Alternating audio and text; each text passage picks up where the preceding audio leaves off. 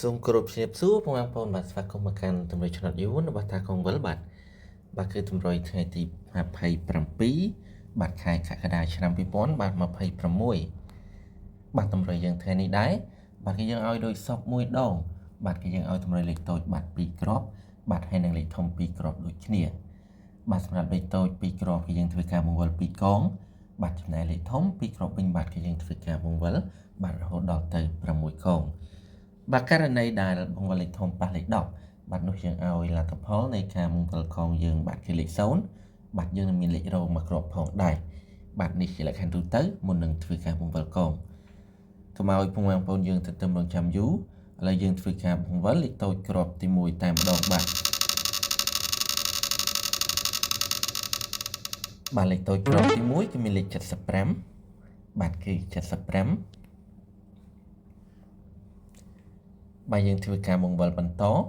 បាទទៅកាន់លេខតូចគ្រាប់ចុងក្រោយបាទចាប់ផ្ដើមបង្វិល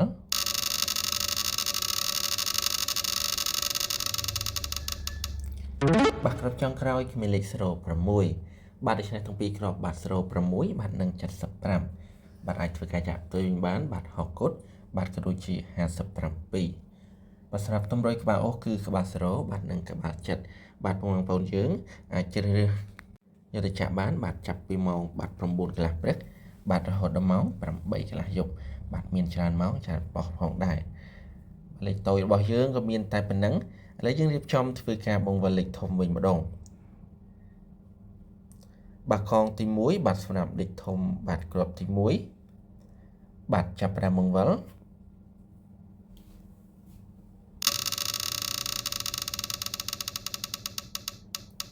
បាទកងទី1គឺលេខ3បាទគឺលេខ3យើងធ្វើការបង្វិលបន្តបាទទៅកាន់កងទី2បាទជាបន្តទៀត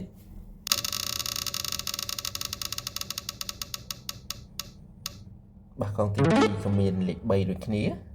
បាទលេខ3បាទនិងលេខ3ឥឡូវយើងបន្តបាទទៅកាន់កងចុងក្រោយបាទសម្រាប់លេខធំបាទគ្រាប់ទី1បាទចាប់ផ្ដើមបង្វិល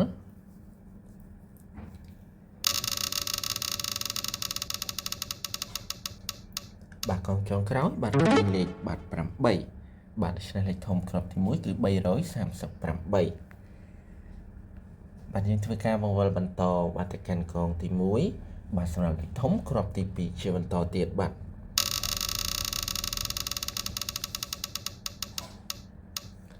បាទកងទី1គឺមានលេខ4បាទគឺលេខ4យើងធ្វើការបង្វិលបន្តបាទទៅកាន់កងទី2បាទចាប់ផ្ដើមបង្វិលបាទកងទី2បាទខាងនៃខ្សែបាទគឺលេខ10បាទដូច្នេះយើងឲ្យលទ្ធផលនៃការបង្វិលកងគឺលេខ0បាទយើងមានលេខរងមួយគ្រាប់បាទនៅថ្ងៃនេះឥឡូវយើងបន្តបាទទៅកាន់កងចុងក្រោយបាទសម្រាប់លេខធំគ្រាប់ទី2បាទក៏ដូចជាកងចុងក្រោយសម្រាប់តម្រុយថ្ងៃទី27នេះផងដែរបាទកងចុងក្រោយរបស់យើងគឺមានលេខ8បាទដូច្នេះលេខធំគ្រាប់ទី2គឺ400បាទ